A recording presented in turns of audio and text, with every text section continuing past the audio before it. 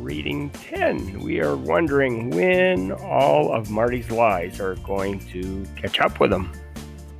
So he was at the general store, kind of giving the inference that his family is poor and is going to eat anything, but really that food was for Shiloh.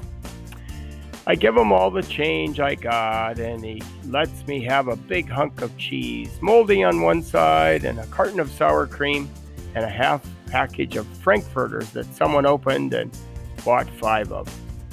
I'm happy as a flea on a dog. That's a simile. Somehow I know without asking that Mr. Wallace isn't going to go telling folks about it, because people around here tend to keep quiet about someone else's business. Next problem I got to solve, though, is how to keep all this stuff from spoiling in the July heat. Can't keep it in our refrigerator or Ma would notice it right off. And when I get home, Ma's ironing and watching TV, and Darylyn and Becky's out in the front swing with paper towels spread out all over the place. So I fish around out in the shed till I find me an old high-C can. I sneak off for the hill with the can and all the food I got with me, and then, with Shiloh watching, I put a rock in the bottom of the can to hold it down. So set it in the cool stream and surround it with rocks, and put the container of sour cream, the frankfurters, and the cheese and the cookies in there. Put the plastic lid on it and set a large rock on top to keep the raccoons out. I'm so proud of myself, I'd like to crow.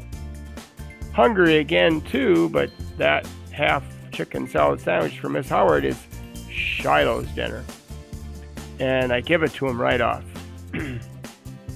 After that, Shiloh and me go on a long run over the meadow on the far side of the hill, and after that I bring him back and put fresh water in the pie pan and love him good, and I start down the hill. Halfway down the bottom, here comes Darylyn. "What you doing up here?" I ask her, heart starting to thump. "Just wanted to see what you're doing," she complains. "You're off up here almost every day." "You leave Becky by herself while Ma's ironing?" "Becky's okay." She turns and follows me back down the hill. Shiloh's up in the pen. Don't make a sound. That's how smart a dog he is. "Well, I was looking for that snake again, and he's hiding from me real good," I tell her. "You still didn't get him?" she asks. And when I look back, she's got her eyes to the left and then to the right. And "You didn't even take your snake stick?" she said. She's a smart one, too. "Got me a stick back up on the hill," I tell her. "How many snakes you figure up there, Marty?" "Oh, about 29 that you can see. Baby snakes all over the place, though, hiding, growing into big ones all the time." Darylyn's walking faster now, hurrying to get on by me, watching every place she sets her foot. I don't feel good about the lies I tell Darylyn or David or his ma, but don't feel exactly bad neither. If what Grandma Preston told me once about heaven and hell is true, liars go to hell, then I guess that's where I'm headed. But she also told me that only people are allowed in heaven, not animals, and if I was going to go to heaven and look down and see Shiloh left below, head in his paws, I'd run away from heaven for sure. So here's Chapter 8. Chapter 8. Next 2 days go by smooth as buttermilk. Shiloh gets biscuits or toast and a couple bites of ham for breakfast, and then in the evening I fix him up some frankfurters cut up and mixed with sour cream and little chunks of cheese. He don't much like the cheese. It sticks to his teeth, and he turns his head sideways when he chews, trying to get it off. Licks his chops afterwards, though. He throws up for the first time when he eats the stuff. Too rich for his belly, I guess, but after that he manages to keep it down, and all the while he's fattening out a little. Each day it's harder to feel his ribs. I know my secret can't go on forever, though. Only had the dog for 6 days, and that evening I find out that Judd Travers wants to hunt on our land. Oh my gosh. Up the hill and over into the far woods. Thinks maybe he can find some quail over there, he says. When Dad told us that piece of news at dinner, my whole body goes cold. I want to jump up and scream, no, but I just gripped my chair and wait it out. Ray, I don't like that idea at all, Ma says. You never asked to hunt on his land, and I don't want him hunting on ours. If we let him, we've got to let everyone else who asks, and one of those shots could find its way down here. I'll tell him no, Dad says. Don't like the idea of it myself. I tell him the kids play up there. I stopped gripping the chair, but my heart is still goes on thumping hard. I'm thinking how maybe Judd Travers has hold of the idea that I got the dog hid up there and he's looking for an excuse to snoop around. Having Shiloh a secret is like a bomb waiting to go off. Next day, Dad comes home with more news. Good news to him, bad news to me. Can't figure it out, he says, walking through the door with a sack in his hands. Folks are taking to leaving me food in their mailboxes, Lou. Used to be it was just Mrs. Ellison and her banana bread, but found me a ham sandwich today in Nora Klingle's box and a half-baked pie and half of a baked pie in the Saunders. I look thin to you or something? Ma laughs. Maybe it's just you're the best mail carrier they ever had on the route. Well, we got half a pie for dessert tonight anyway, Dad says. Oh, brother, I say to myself, maybe Mr. Wallace is doing more talking than I figured.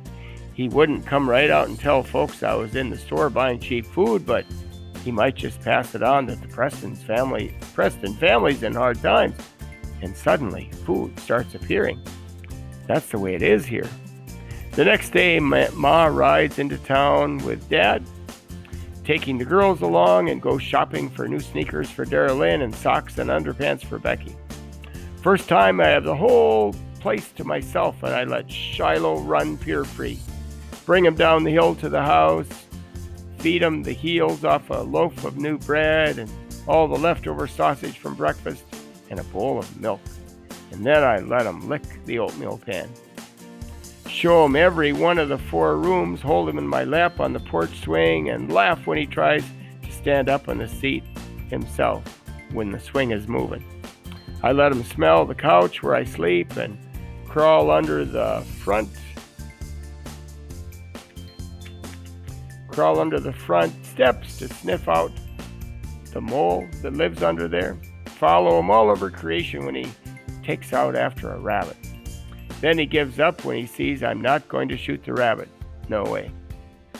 But I figure my luck's going to run out if I don't get him back to the pen soon. So about noon, I take him back and he goes right to the gunny sacks in the lean-to.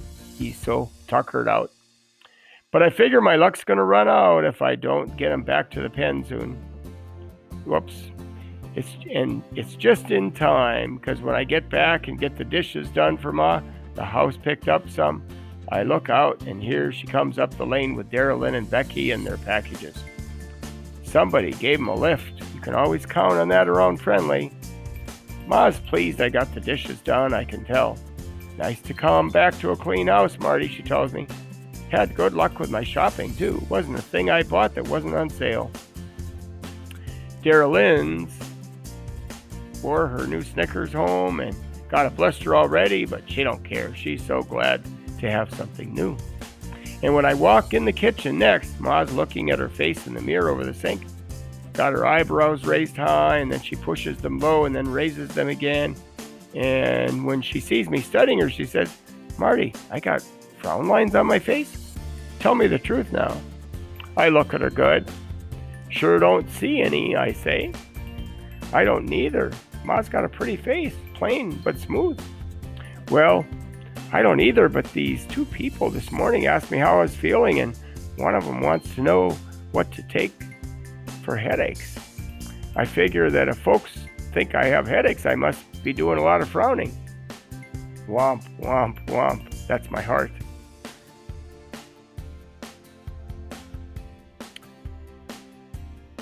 Folks think they've got a remedy for something, they'll tell it to you whether you need it or not, I say. Sounds so grown up, I hardly recognize myself. So scared inside, though, my stomach's shaking.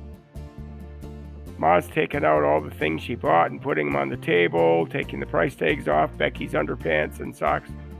I saw David's mother at the dollar store, she says, and they've got relatives coming in tonight. She wanted to know if she could bring David up here tomorrow when the rest of them go to Parkersburg. I told her yes. Okay, I say, but all the while I'm thinking, what am I going to do with David to keep him off that hill? Take him up toward the old Shiloh schoolhouse maybe and walk along the river? Funny thing is, you've got yourself a dog. You sometimes feel like you don't need anyone else. Used to be I'd be waiting in the window for David Howard to come up for a visit. Nobody else loves you as much as a dog, except your ma maybe. And that night, Ma makes us fried chicken for supper. First time in a long time. I put away the wing and a thigh in a saucer to eat later, I tell Ma, and add a spoonful of squash, which might be good for Shiloh's insides. He eats anything. The frankfurters and cheese and sour cream is all gone, so I got to be watching for table scraps again and go out collecting soon. Dad's working on the pickup after dinner, changing the oil, and Becky and Dara Lynn's running some somersaults in the grass, and Ma's cleaning the kitchen. Soon as her back is turned, I sneak the food off the saucer and head up the hill to see Shiloh. I can tell Shiloh likes the fried chicken better than he liked the sour cream frankfurter mess he had been eating all week. Even eats the squash and then licks my hands and fingers to get all the salt off any place I had touched a piece of chicken. Since I'd already taken him all over creation that morning, I don't feel he'll miss much if I don't take him out again. So I go around scooping up all the dog do, like I do every day, toss it over the fence, and then I lie down on my back in the grass and cover my face with my arms, our favorite game. Shiloh goes nuts trying to uncover my face, nudging at my arms with his nose, tail going 90 miles an hour. Never whines like some dogs do, though. Even when we're out in the far meadow racing the wind, he'll start to bark, and I'll say, "Shh, Shiloh," and he stops right off. Wish I could let him make a little noise. It's not natural, I know, to keep an animal so quiet, but he's a happy quiet, not a scared quiet, and I know that much. I move my arms off my face after a while and let him rest his paws on my chest, and I'm lying there patting his head, and he's got this happy dog smile on his face. The breeze is blowing cool air in from the west, and I figure I'm about as happy right then as you can get in your whole life. Oh my gosh, listen to the next sentence. And then I hear someone say, "Marty." Oh my gosh. I look up, and there's, who do you think? Ma. Whoa. That's the end of chapter 8. And reading 10. What will she do? So take out your Google Doc, write your summary, questions, predictions, feelings, and thoughts. It's getting a little deeper. Here we go. See you next time.